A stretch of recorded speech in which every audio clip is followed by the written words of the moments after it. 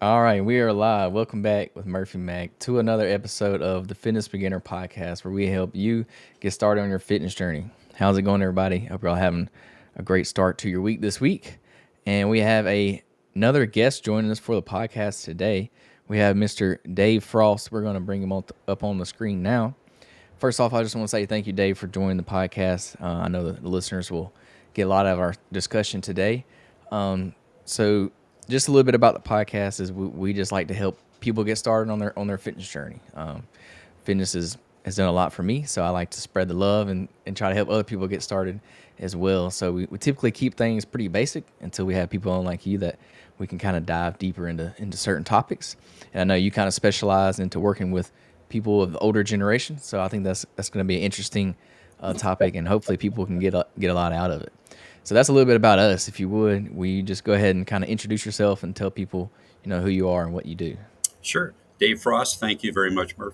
I am a 70 something. I call myself a kaboomer. And the difference between a baby boomer and a kaboomer is baby boomers might take two pills at a time, and a kaboomer takes two steps at a time. So if we talk about fitness at any age, whether you're 22, 72, or 82, it's never too late to start. So my fitness journey really began. I had a wonderful collegiate career in rowing, but it wasn't until I herniated a disc in my lower back in September of 2001, which I know is a very notable date for folks for other reasons. But as our country was rising from the ashes of a terrorist attack, I was trying to rise from my own ashes of physical disability. So my journey as a personal trainer, as an author, and as a champion, trying to share the love, like you said, to tell other people that fitness is a real big deal, because Americans tend to be living longer, but not better. And that's fitness is a huge part of that. And I'm sure we'll talk a little bit about practical aspects of fitness. I currently live in San Diego, but I was born in Vermont, and I'm just happy to be here. Awesome. We're glad to have you. So so why do you work with why do you like the older generation? Like, why do you want to get people started later in life? What's wrong with all the younger people? Yeah, and there's nothing wrong. I do teach, I coach rowing for youth. I Mhm. coach rowing for wounded warriors of all ages, and yet that specific aspect of it's never too late. Of course, it's better late than later, Murphy, but it's never too late to start. So um, that's number one. Number two, as well, sometimes it's easier to mirror um, your clients. So I'm 70 something. So working with folks that are 70 something, they think that I can feel their pain because maybe I have. And they think I might have been through life's experiences, and many I have, not all, but many. So I love youth and talent. Don't get me wrong. I love youth and talent, but I do find myself in a market niche where my experience and expertise helps folks beyond their halftime, and try to help them realize it's never too late to begin or to sustain. Yeah, I think that's great that you target the older generation, because it's like you said, they can kind of relate with you better, and a lot of times those people, they don't want somebody that's 20 years old kind of training them. They probably want somebody that's around their same age, that way they know, one, like you said, you can relate. You may have experienced the same thing they experience, and they just and that you have more experience. You've been in the fitness realm for a lot longer, so you probably know a little bit. You probably know what you're talking about a little bit more than a lot of us younger people. So I think A few that goes a blocks, a long few times. that, Yeah. that Yeah. goes a long way. But you're right. And it really, it's not a chronological thing, is it, Murphy? Whether you're able to resonate and listen and show empathy to someone younger or older than you, it's really trying to feel their wants and needs and helping them on their journey. But it just so happens that um, that's where I am. So I don't say no to working with younger clients by any means, or my volunteer work, as I say, is with younger people. That keeps me young. Hey, I'm a grandparent. One of my reasons to try to stay fit is so I can play with grandkids. So. And you said you had an injury in 2001. So is that after that is when you started when you became a personal trainer? That's correct. Yeah, I was a mid-career professional in business, but then after my own challenges, physical challenges, I learned quite a bit, and I've been an adjunct college professor for quite a while, so I have learned how to write and hopefully write efficiently and effectively. And I thought I could share my own experiences with other people to make their journeys easier. Not easy, but easier. Now, do you work in a gym? Do you do you are you do you work privately or how does that work? Yeah, so working one on one, one on few, or working one on many, it depends. I do group fitness lessons in rowing studios where we line up 15 to 25 indoor rowers and have them work to music, and those are folks of all ages. But in my work for one to one or one to few, I go where the client would like to be comfortable. There are some people that are not comfortable in a big box gym, and if they're not comfortable, we don't want that to be an excuse why they don't begin their journey, right? So if they're comfortable in an open air park, that's awesome. If they're comfortable in their own home, that's awesome. A beach, or I call our garage my box. But if they want to come and help me move all the metal that's in my garage around as part of their workout, that's fine too. So in answer to the question, try to be client centric and try to eliminate as many impediments to progress as we can. And there are just some folks, both men and women, who are not turned on by loud noises, loud music, and folks that are doing impressive things, which it may psych them out. And we don't want that, do we? We want to be psyched in, not psyched out. Yeah, and that just goes to show that like you can get a workout in anywhere. Like you don't have to have a nice beautiful gym to work out in. I think that's a big misconception. You can, like you said, go into a park. That's a great place to get a good exercise in. So I like that. So you work for yourself, obviously, is what you're saying. Yeah. I was just curious. I didn't know if you worked for a gym or whatever. So that was. I think most of us start in a gym, a big box Mhm. or a small neighborhood gym, and there are many reasons to thank you very much, but build on it. And in my case, it's a fact of life in our industry that working for other people, you spend a fair percentage of your time in marketing the brand. Mhm. And when you're working for yourself, I'm really trying to stimulate and encourage folks to think about themselves as the brand, not me or not a big box gym. I want them to, whatever their mantra is, their platitude to have progress. I want that to be the calling card, not the fact that it's a big logo that people recognize on a gym. So. So you mentioned a couple times rowing. I'm interested in that because that's something I'm not very familiar with. I mean, I've done it before, obviously, just like on the rower at the gym before, just messing around. But I've never taken it serious. So some rowing you said you do with clients of all ages. That's something you suggest for older clients or. Yeah, golly, that's a great question. And the answer is if they get clearance from the older folks they get, the more important it is to get clearance from their medical team. Mhm. We have a thing for people over the age of 65, a document called um, uh, Personal Physical Aptitude Readiness Questionnaire, PAR Q, Physical Aptitude Readiness Questionnaire, because exercise is very good for you, but it does raise your heart rate. Yay. It does raise your blood pressure if you're lifting weights and things like that. So we want to make sure that your body's able to accommodate that imposed demand. So number one, start with a PAR-Q or another document with clearance from your doctor. Yet rowing, one of the most fascinating things about it, for calories burned per minute, it's the most intense Olympic sport, Murphy. So I think it's just great for people to say, I'm doing something that's the most intense Olympic sport, not the longest.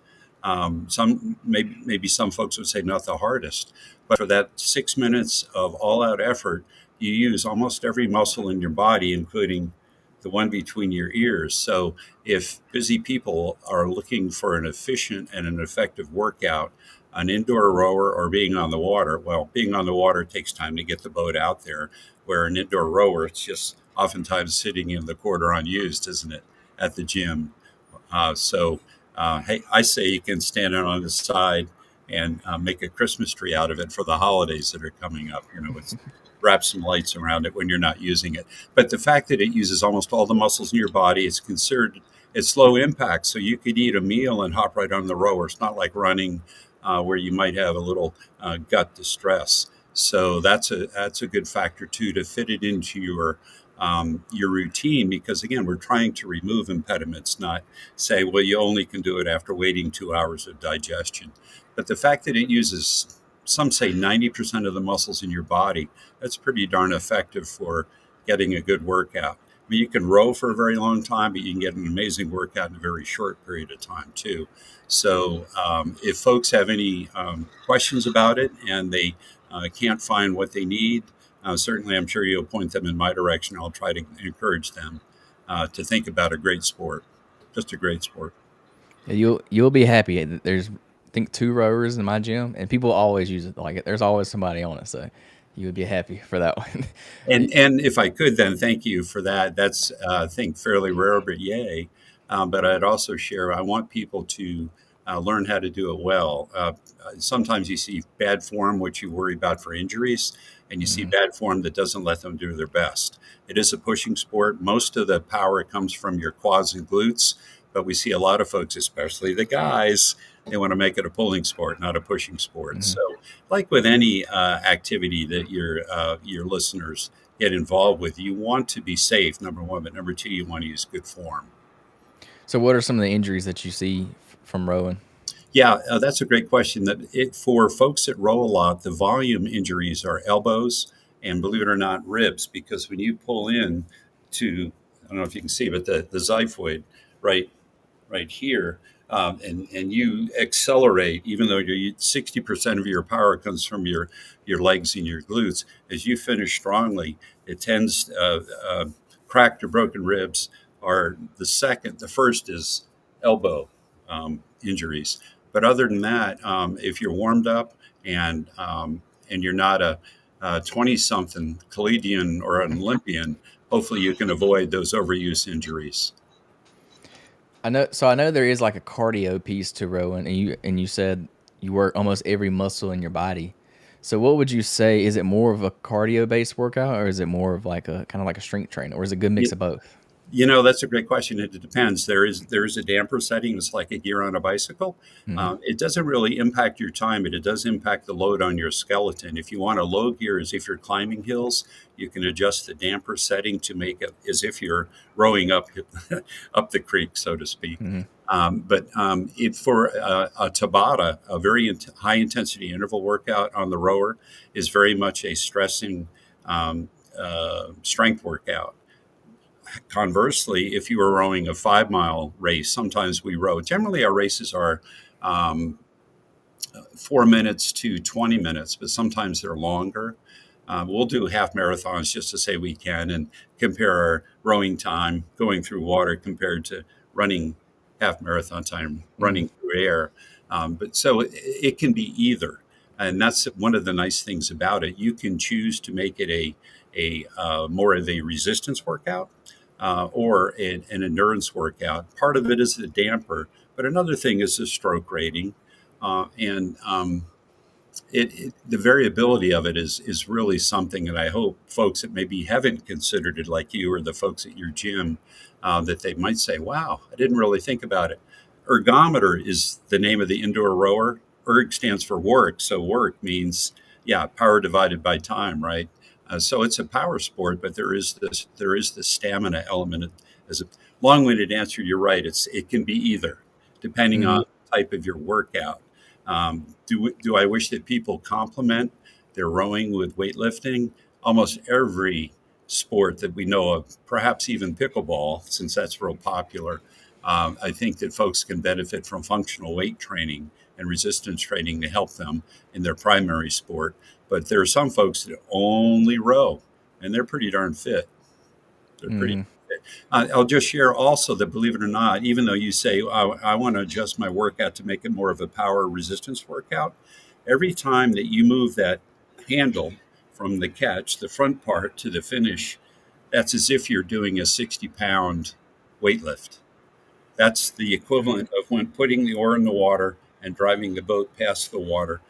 That's the 60-pound weight lift. So if you do 20 strokes a minute for 4 minutes, that's a whole lot of work.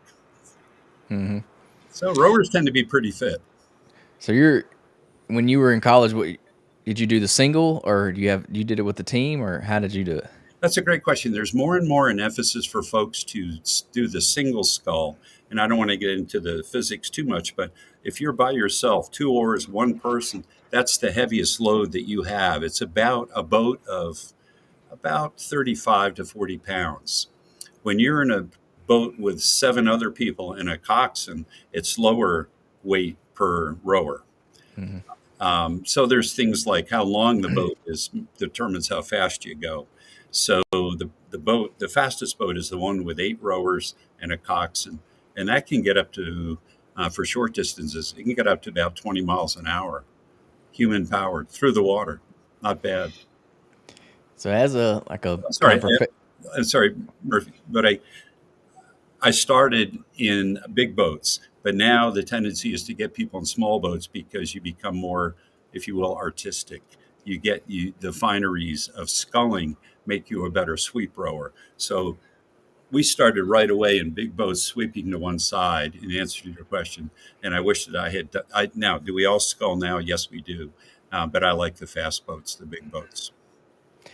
so you still like to get out on the water and row outside. Love it.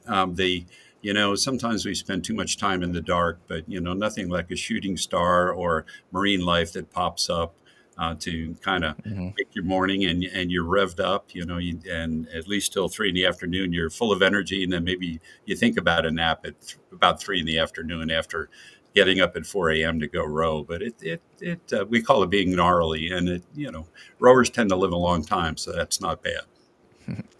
Yeah, I think rowing is interesting because it's not popular in the area I live in, so not a lot of people do it. So I'm very curious about it. I think it's getting popular though now with the. I'm sure you've heard of a high rocks. So they do rowing in a high rock. So a lot of people are practicing it now, not actual rowing, but on the rower. Well, that's Uh, okay. By the way, the indoor rower is about 85% of what you do on the water. mhm, So people don't have to apologize that they don't have water or expensive boats. Unfortunately, actual rowing on the water can be expensive. Um, mhm. a eight-person shell bought off the rack nowadays, plus the oars, can cost $70,000. And perhaps some of your listeners are like me that don't drop $70,000 on a hobby. You know, Yeah, that is high. You would have to do it as a team sport at that point. that's So, right. what's your opinion on these? Like, I'm sure you've seen them. These extreme long distance rowing competitions, like canoeing competitions. Like They I'm in Alabama, so we have one called the Alabama 650. You've probably heard of it. It's 650 miles. That's they just insane. It, there are records that are made to be broken, and I applaud folks for doing those things once. But as we learn and getting to the idea of fitness, how much is enough? I've had Olympic champions tell me they wish that they hadn't rowed so hard for so fast for so long because it caused inflammation that their bodies have suffered from. So to become a champion, you may very well build some inflammation that's not doing you fitness wise, yes, but health wise, maybe not. So there's a fascinating and evolving study into what's the appropriate dose response for you, for me, age, gender, background, those sorts of things. Number one, it's extraordinary, but number two, do you need to row 650 kilometers or miles to be fit? And the answer is no. No, that's definitely extreme. That's definitely over the top for sure. I was just Yeah. as a rower, I was curious as to what you thought about that because Yes. I've done some pretty extreme things. Running, I've done an Ironman, I've done a 100 mile ultra marathon, so there's kind of similar idea there. So I think Few I may miles. have to try that one day. I may have to try it. Good for you. But as you get older, I would ask you to get a thing called a calcium CT scan just to make sure that you're one of the lucky ones that hasn't inflamed your coronary arteries from all that inflammation of 100-mile trail runs. Hmm. That's a lot. Yeah, yeah, That's a lot. it's definitely tough on your body, and it's not very smart. But people people like us have to do crazy things, I guess. Yeah, Somebody. and you don't want your epitaph to say, "I wish I did this" or "I wish I did that."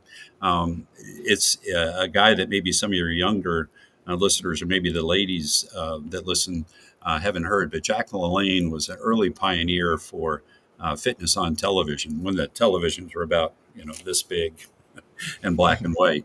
But his epitaph, at the age of 94, he died after doing some amazing things. He would swim 3 miles, pulling three boatloads of people behind him with the line with his teeth and things like that. But his epitaph said, "It's better to wear out than rust out." So the fact that you're doing crazy things, maybe you're wearing out a little, but you're not rusting out. So I like that. That's a good way to look at it. So what would you what's the biggest kind of sign that you see in someone that would indicate that it's time for them to make a change in their health or in their life? golly, Especially for like older generation. yeah, the first thing is for we want everyone to measure their waist to hip ratio. Now, where is your waist? I say measure around the circumference around your navel, your belly button.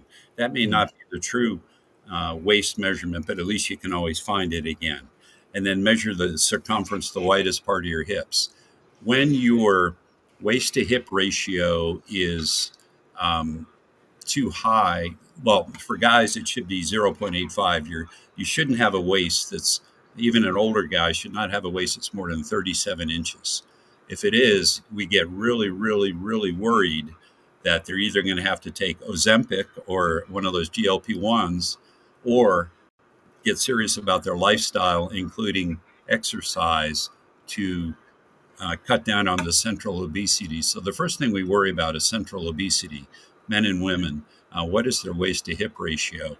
And it is just, and it's different for men and women, of course, but that's the first thing I look at. If somebody is a apple shape instead of a pear shape, by if you can imagine an apple, it means big belly, right? Hmm. Even if they say when they hold their belly in, it's not. That's too much white fat. White fat is inflammatory, it's deadly, and it can lead to America's top killer, heart disease, or stroke, or diabetes. So the number one thing to look for, it's a great question, Murphy, is central obesity, or waist to hip measurement. You could also do waist to height. It comes out about the same generally.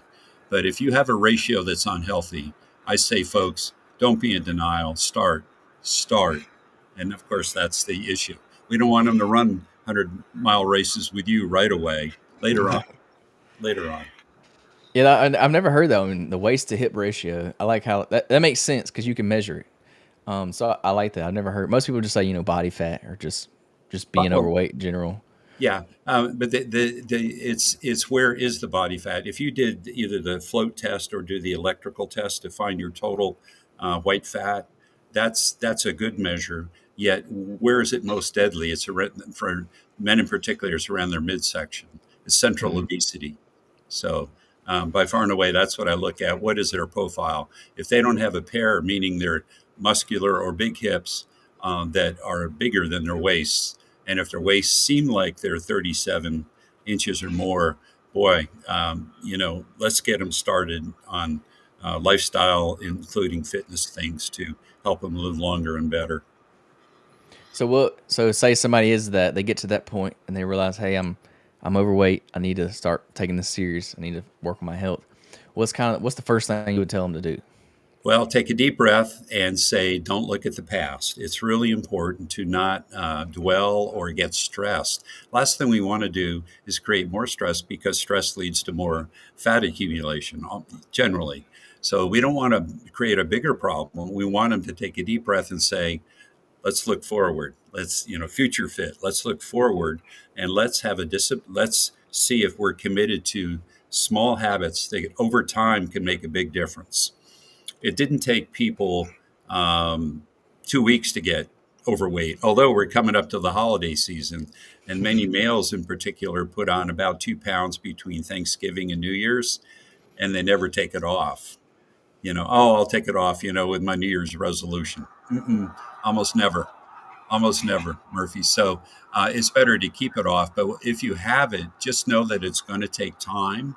And even if you get a pharmaceutical assist, it is so important to be fit and not just rely on a drug to drop your appetite, because we have to move. If we stop moving, we might as well be dead. So we don't want to give up on motion. Yeah, that's I like how you said motion. That's the number one thing. You gotta get moving. Like you don't have to do, especially when you're first starting out. I don't think you really need to do anything crazy and spectacular. You just need to do a little bit more than what you did yesterday. Like I Absolutely. always say, like if you're not doing anything at all, just start with exercising. 1 to 2 days a week. Don't try to start exercising 5 days a week because it's just not sustainable, especially when you're first starting out. You're probably not going to keep doing And that. injuries, right? The last thing we want is injuries because that, of course, shuts people down. Oh, I got hurt. I'm not doing that anymore. And we want people to be nodding this way, right? Not nodding sideways.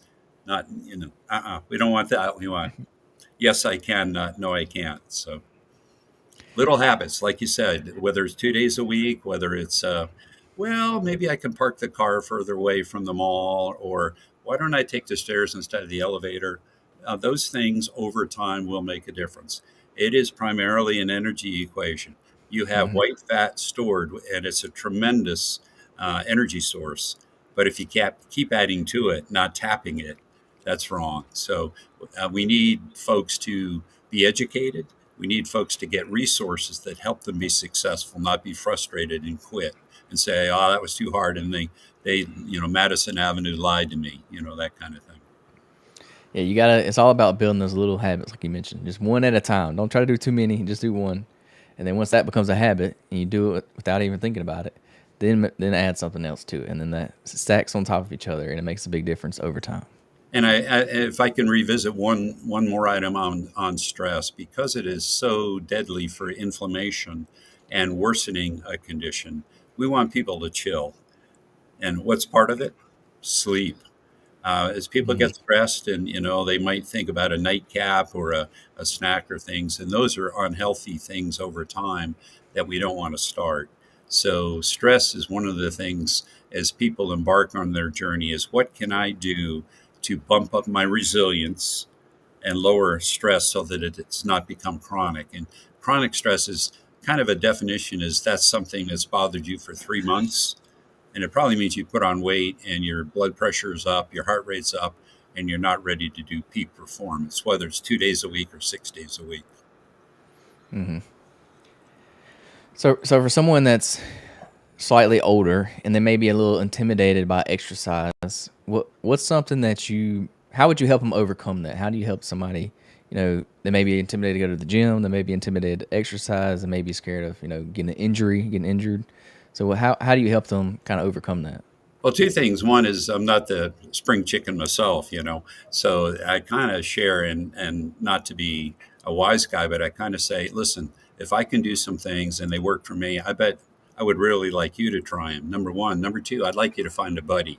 There's someone in your church, your Hmm. social group, that if you buddy up sometimes on a day when you're not really feeling it, they can help you feel it. So sometimes the buddy system is a big effort. And the third thing is to find examples. And the one I've used, God rest her soul, but Supreme Court Justice Ruth Bader Ginsburg used exercise to fight off cancer for as long as she could. So in her 80s, she was lifting weights because it was good for her. It relieved stress of what she did on the Supreme Court bench. And I think it helped her stay alive. So those three things, if I can do it, would you please try it? Just give me a chance. If I can do it, you can do it. Number two, try to buddy up. And number three, look for examples in your life or that you read about that are doing things. Yeah, I love number two, finding a buddy. That's something I talk about a lot on the podcast. Is find you somebody that will do it with you. Because I don't know why, but humans they just work. You're meant to be with other people. Like, we're meant to be social people. We're not meant to be by ourselves. So you kind of work together and you feed off of each other too. Like you said, if you're not feeling it one day, then they can kind of pick you up and help you get through it. And that energy, it goes a long way and it helps whether you realize it or not. So I love that's something I use a lot. I love to work out with people, especially when I'm running. I do a lot of runs with other people, and it helps. It makes it so much easier. We can get through it. We talk, and it makes it a whole lot easier and more enjoyable to do it with somebody. Boy, you're right. And I endorse that all the way. And one additional thought about that is folks get older. I mean, way past where you are now, but when folks get older, like the social aspect is even more important.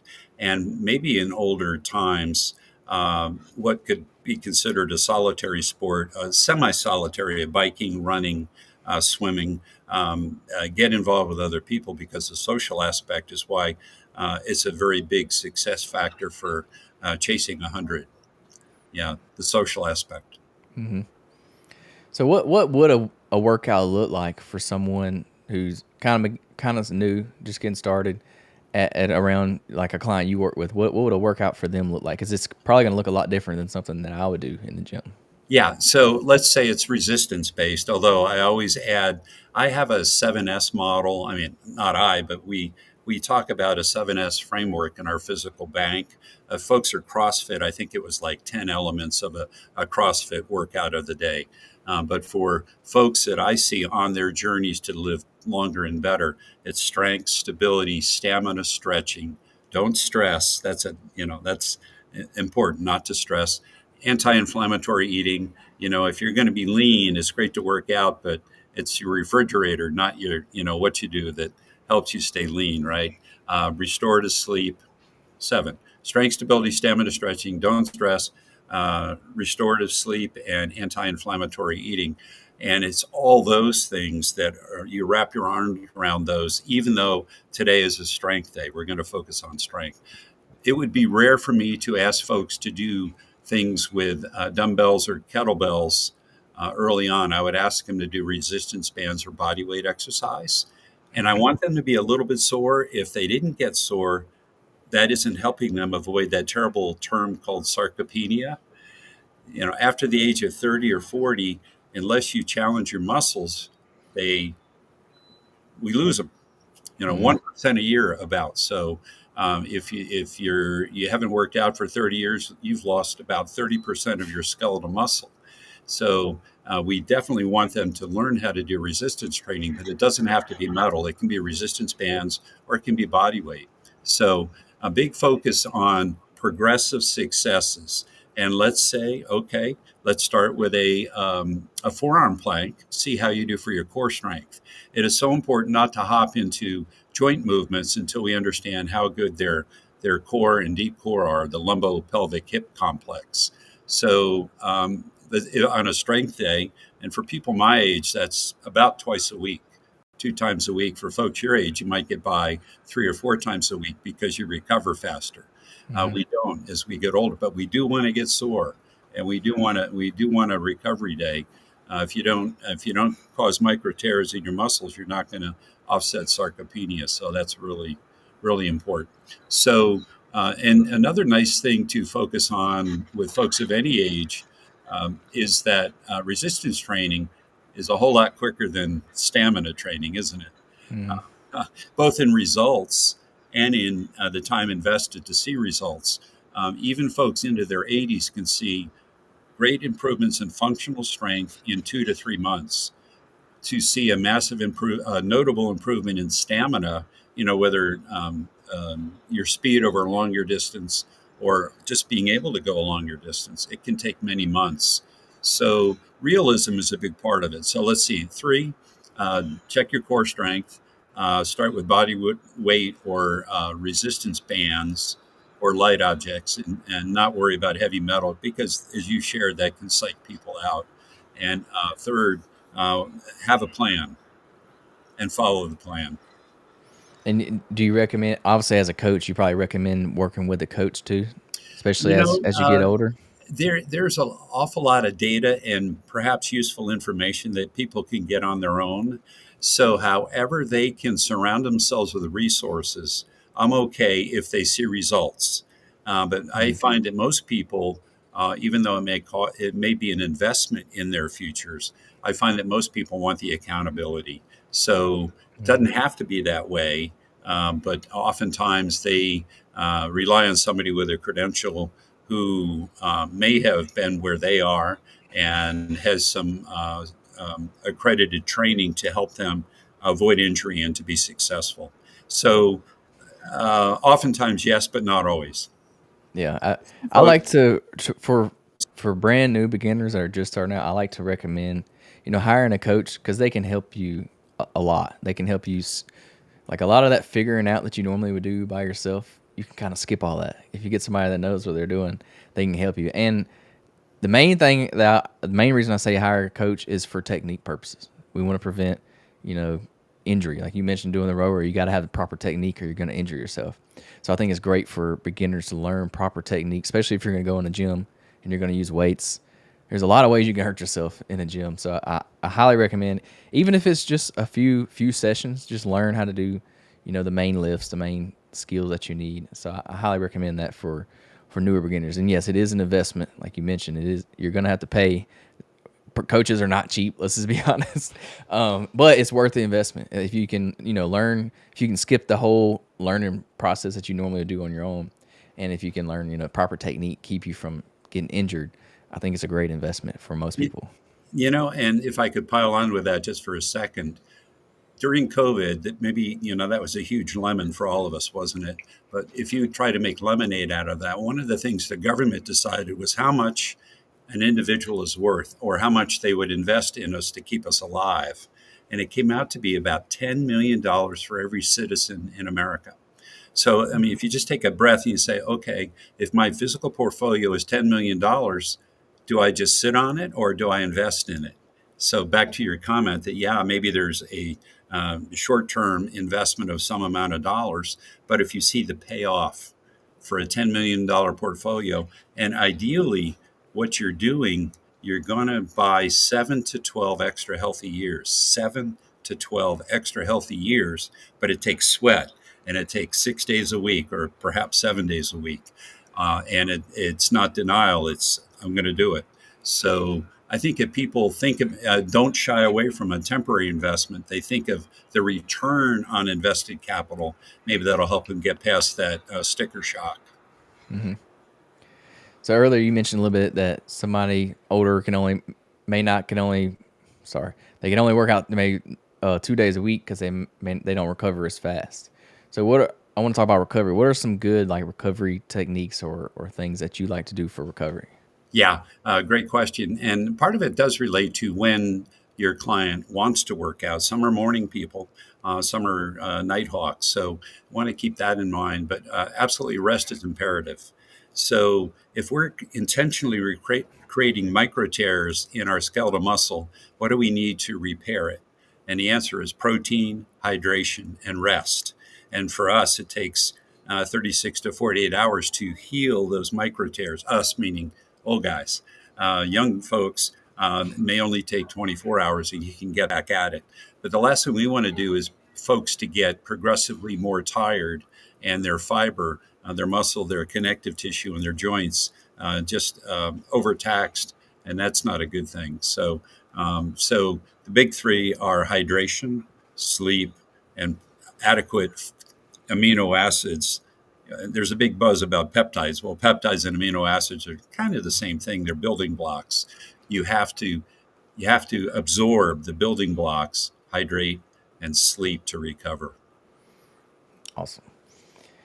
I was wondering, do you use any things like a foam roller or the massage guns? Do you recommend any of those? I've tried many of them because I want to make sure that I can recommend from experience, not from hearsay. A foam roller can, and then the question is, how long, how rugged? Is it a bumpy one or a smooth one? And I say, if you can afford it, get several, because the one you use to work your back against the wall might be different than you want to use for your IT band. And we know guys, IT bands are always tight, right? So Mm-hmm. my quads, I use a pretty gnarly roller quite often because my quads, with a lot of leg things in rowing, take a lot of abuse and get a lot of trigger points. So absolutely, the fancy term self myofascial release. Lots of time the pain is from the fascia, not from the muscle. And with hydration and the rolling, you can get ready to work out again. So yeah, the roller is very good. Balls, you should have balls for everything from the soles of your feet if you're a runner to, and different sizes too. The tighter or the smaller the trigger point, the smaller the ball you want. If it's a broad area like your lats after a upper body day, then you want a bigger object. So I say have several, not just one. So, what's a good like warm up and cool down routine that you recommend before a workout? Yeah. So I'm a big advocate of functional work for resistance, and that means activities of daily life, which means moving multiple joints. We love it if folks have boulder shoulders or massive guns, right? The old saying, sun's out, guns out for big biceps. Well, how often do we really need big biceps in life? I'd rather have people focusing on their glutes and that sort of thing. But in answer to your question, to support complex moves, a squat, pull ups, things like that, want to make sure enough dynamic warm up before the workout to warm the body up, get the joints, the connective tissue, and the muscles ready to do work without injury is important. Does it take hours? No. But it's not a waste of time to invest 6, 8, 10 minutes on dynamic stretching of the muscles you're going to use um, to um, to get ready to do work. And the work that I advocate is complex moves because burn more calories. Number one, and number two, that's life. It's not isolation. It's compound moves or complex moves. Do you think the importance of a good warm up routine it increases as you get older? Yes, I do. Yes, I do because and frankly, we walked a lot at a football game yesterday, way more steps than I really thought I would, and what I didn't do yesterday was stretch enough in the hips and legs. So yes, as we get older, and I think as we get older, we forget to hydrate as much as we should. So why do we get sore? The fascia get tight, but they also are dehydrated. So I do believe that there's a trend as we get older that you should spend more time on stretching, rolling, stretching, and getting ready to do the work. So, what are some daily habits that you see is or the have the best impact on longevity? Like a You daily know, habit. one of the believe it or not, this sounds trivial, but one of the best things you can do is give yourself a hug every morning and take a big breath of gratitude. Right? Hey, we're alive. It might be a little bit sore, it might be a little bit tired, might even be a little overtrained. But if we have gratitude and can give ourselves a big hug, that's pretty good. And one of the best things I say is 2 glasses of water before breakfast or coffee. Just to make sure you've been exhaling water vapor for 6, 7, 8 hours. You got to try to catch up. So hydration before, whether you're breaking the fast or whether you're fasting, it's really important to make sure you're hydrated. Hugely important for performance at any level, beginner, medium, elite. Hmm. So those are important. And then it's just plan your day, and even if you have to compromise the duration or the intensity of your workout, do something. I can probably tell you that in my lifespan to date, probably hundreds of times I put off things, work, family, whatever. And if I just dropped and did 25 push ups or 25 squats, uh, you know, it's something, right? One is infinitely better than zero. So part of success is a daily habit is to do something, not to defer it. Even if you Hmm. say, well, I work out late, do something in the morning because life happens and then you don't do it. And then the habit becomes challenged. Yeah, I always say something is better than nothing. I like that. Very good. And then the gratitude, that was a big one too. I know it's not necessarily a fitness question, but answer, but I like that. That's good for just overall daily life. That's a good one. That intricacy of gratitude and how it relates to resilience, your ability to perform. If you're mad at the world, you might have a good performance once, but you're not going to have good performance long term. Hmm. So the resilience and gratitude are, they're linked a lot. So So you've written two books now. You have a Kaboomer Mhm. and then Strong to Save. So what are in the gist of, what are these two books about, and what are they? What inspired you to write them? Well, both are generational. The first one is my generation, the baby boomers. And I shared that kaboomers take two steps at a time, not two pills at a time. I worry about polypharmacy. But in Kaboomer, I established that 7S framework, encouraging people to think about strength, stability, stamina, stretching, don't stress, restorative sleep, and anti inflammatory eating as a package deal. And making progress in all of those on a pretty regular basis, they'll find out that they can thrive and strive and maybe get some of the 7 to 12 extra years. So that was generational. So that was launched in the middle of COVID in 2020. Then I said, well, that was kind of fun, and I like to write. And so I said, well, that was generational and experiential. Let me write about Gen X. These are folks from like 45 to 70. These are folks that aren't looking at retirement, many of them not yet, but these are folks with things that are building up, stressors, too much work, too little workout, dependence, hassles, and things. And at that age, my thesis is that resistance training, as you're looking at the halftime show at Auburn or wherever your college football team is, right? We're excited about the second half, right? That's when it's exciting, and that's the final countdown, right? So Gen X was for halftime, looking ahead to make your second half performance a better performance than the first half, and focused on strength. Still incorporating other elements of my framework, but really focusing on the cornerstone of our physical bank, which is strength, and that's the ability to move and to breathe. Many folks don't know that the heart has a lot more mitochondria to do what it does to beat 3 to 4 billion times in your life. So I think folks should really learn, even if they do weight training, they need to learn how important the heart is. For folks to do heavy lifting for when they're ready for it, and their doctors and their trainers say they're ready to lift heavy, you really create quite an impressive blood pressure. I mean, like 250 over 180 instantaneously, not long term. But if your system is not ready to handle that, you might have some issues. So again, it's always good to make sure that the doctors and your trainers don't. The doctors give it approval, and the trainers don't ask you to do too much. Yeah. So the main thing I hear you talking about is strength training is key. Like all at all ages, even for 40s to 70s, the baby boomer age, and even younger age. So that's what. Moving heavy stuff is great medicine. Food is medicine, but moving heavy stuff is great medicine too, when you're ready for it. Absolutely, and that's something I preach a lot too. Is you need to be doing some kind of resistance training. You don't have to be like you don't have to be a bodybuilder, but resistance training it does so much for the body that you don't realize. And like you mentioned, you lose like 1% of your muscle per year if you don't use it. So you gotta give your body a reason to kind of hold on to that muscle. So I think that's great. That's your physical bank. I mean, we're all interested in having our money live as long as we do.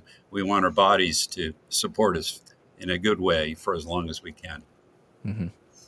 So do you have any like standout stories or client transformations that you've had in your coaching career? You Something know, that may help yeah. other people.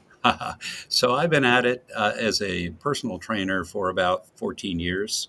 And I will share that the most notable ones and the ones that have happened in months have been rowing successes. Hmm. The fact that I'm working with people with Parkinson's disease and some other medical conditions or diseases and keeping them focused and enjoying life, to me, is a success, a tactical Hmm. success.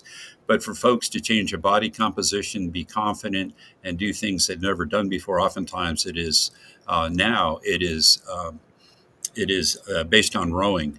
And as a younger guy, before I was a professional trainer, running, I was, believe it or not, as a Clydesdale, I was pretty good at least the marathon distance, not ultras. So I could, and still, because stamina is so important, I do remind folks it's just not weightlifting. It is all the above. It's stamina and strength and stretching and stability, so you don't fall. So the answer is I wish I had, Michelle Obama or someone like that to say that was my client and look where she is. But no, I have tactical successes that people are saying thank you, thank you, thank you. So for me, every time somebody says thank you, I'm better for it. That's pretty rewarding. Hmm. So I was going to ask you something about rowing. I just forgot. uh, how many times would you recommend a week for rowing? You said some of your greatest transformations have come from rowing. So if somebody may want to, like, maybe they don't like to run or they're not good at running and they want to try rowing out. What's a good amount of rowing to do? Yeah, I wouldn't want, that's a great question. I wouldn't want people to hop into it so much that they burn out quickly. I would rather they mix it up. I call it the dreadmill, not the treadmill, to hop on a stationary bike or swim laps and start to ease into another exercise. I'm a rower first, but I did do a charity bike ride, the equivalent of a marathon's calorie burns a day for a week. And I don't know that I'm going to do it again real soon. If you're an athlete, you should be able to do different types of exercises. And I am partial to rowing, been doing it for a long time. Yet it's not the only way to burn calories and feel good about yourself and change your waist to hip ratio. So I would say ease into it with training, have somebody watch you for form and function and safety, and then see if you like it, and then start to increase the intensity or the volume and see if you can add extra days. But I wouldn't say hop in 6 days and that's it. I do know people, even when I'm in a peak training period, we have our next races coming up in March, April. I won't train on the rower 6 days a week. Some do, but they tend to be not big guys like me. They tend to be lightweight rowers that can handle it. Um, you know, so for me, I would say, and because it could be either a weight or a stamina workout, resistance or stamina, factor that into your plan. But for me, 4 days is probably about right. And how much volume? An hour to an hour and a half. And interspersed in there are interval work as well as the steady state to build capacity. So um, it's every athlete is different. Some might be able to handle 5, 6 days a week, but I wouldn't want to start that way because we don't want them to burn out. We want exercise to Hmm. be fun. We want them to be immersed in it.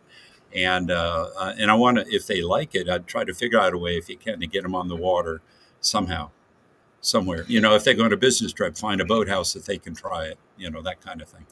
Because it's important to be immersed to keep doing it. Hmm. So what are some workouts or exercises, maybe even stretches that complement the rower, like that would help you on the rower? Yeah, golly, I would share everyone, not just rowers, but if you don't know the figure four stretch or the pigeon stretch, before you get on a rower or go out on the water, your hips, your hips are really, really important, right? And I mentioned the glutes and the quads are where you get most of your power. So that's where you want to spend most of your time warming up for those.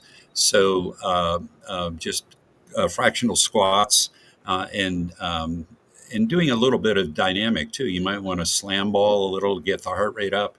But again, the idea is rowing is a full body sport. So you want to warm up full body ways, either slam ball or hanging from a bar and tucking and bringing up your waist and swinging a little bit to use the whole body. Do you find people have problems with their lower backs when they row? Is that a They common can. issue? They can, and again, I now as a member of the Lumbar Jack Society with a lot of extra metal in my lower back, it can happen. But the best way to protect your back, core, the deep core Mhm. muscles, the TVAs and the IOs. And if folks are not doing enough dead bugs and other exercises to work the corset in front, that's how you prevent back injury is the front and the sides, the obliques, Mhm. the Yeah, TVA.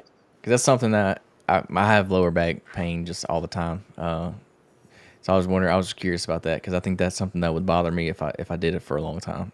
And I don't know how much time you spend, but another thing that I want everybody to try to remember is we have three body planes, and they may know that, but they so much of what we do in life, like running or rowing or biking, or swimming is this way, but we want to twist. And the first thing I'd suggest for you is check your QLs and see if they're a little tight, because of your lifestyle. And hopefully the QLs will come around and then your lower back doesn't bother you. But again, I'd focus on the deep core on the anterior side, not the posterior pain. I'd focus Hmm. on the anterior solution. So very important to remember twisting and then frontal also.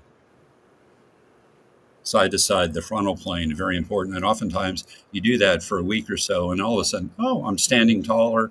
Another thing is just hanging. Dead hangs are tremendously good for you, Hmm. and maybe that'll help with the back pain also. Yeah, I used to do dead hangs a lot. I need to start doing them again. I There haven't you done them go. in a while. There you go. And just see if there's a correlation between avoiding pain and getting that back, supporting you and not being a trouble spot. Hmm. So many people think as you get older, your energy kind of naturally declines.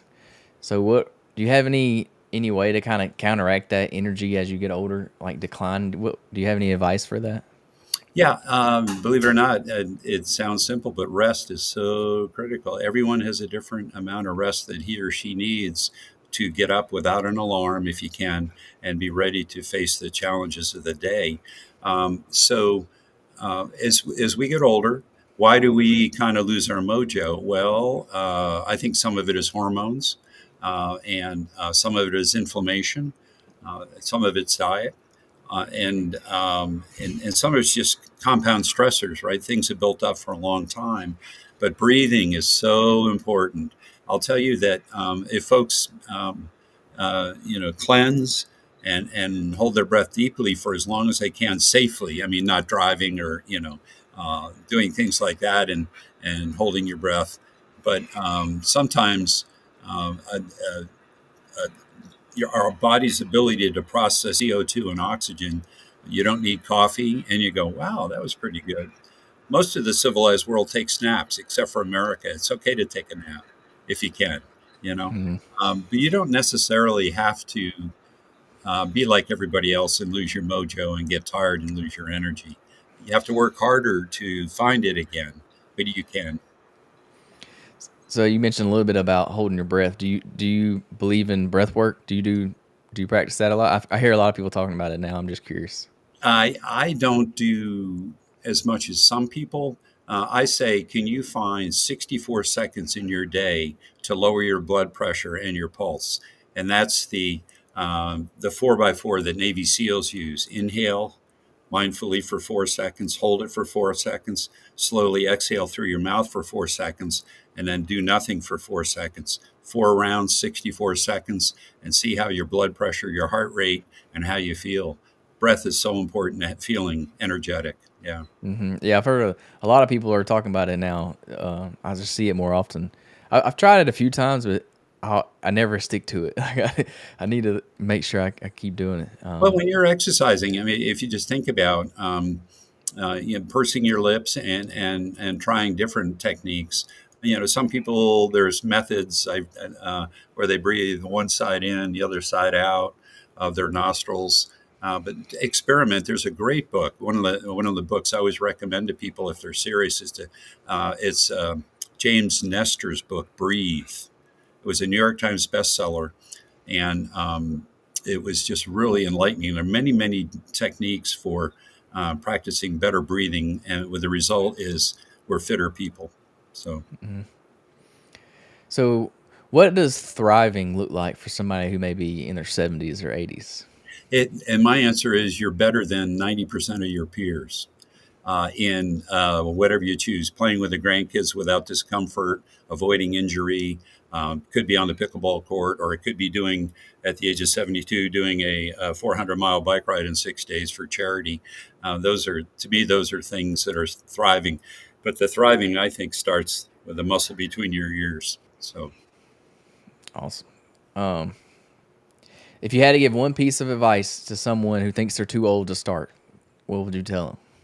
it's number one. I beg to differ, and number two, better late than later. So waiting till tomorrow is worse than today, and if people realize that they don't have to build Rome in a day, to use that metaphor, just to do something. They very well may find out that they will have added years in their life, but they also may have life in their years.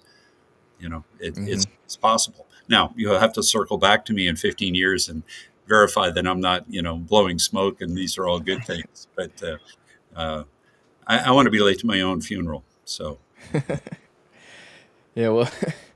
All right. Well, I'm gonna leave it at that. So if you would let everybody know where they can find you at, where they can get your books at. okay. Thank you very much for that. So the first two books, Kaboomer and Strong to Save, and the author's name is David Emerson Frost. I am related to a pretty good writer named Ralph Waldo Emerson, so people told me to brag about that, not to hide that. So Kaboomer and Strong to Save are pretty much wherever fine books are sold.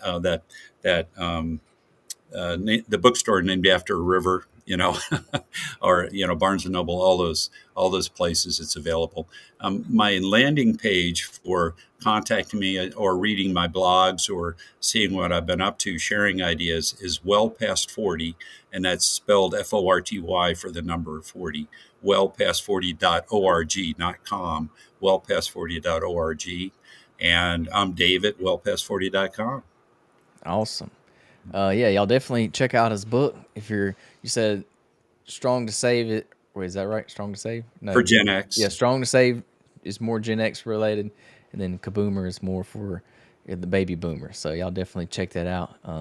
If you need to, if you're looking to get started on your fitness journey, improve your health, like he said, better late than later, right? So yeah, uh, thank you so much for joining the podcast. I enjoyed it. Got to talk a little bit about different topics than I'm used to because normally I talk to people kind of closer to my age. So I enjoyed getting some knowledge for all the older people out there.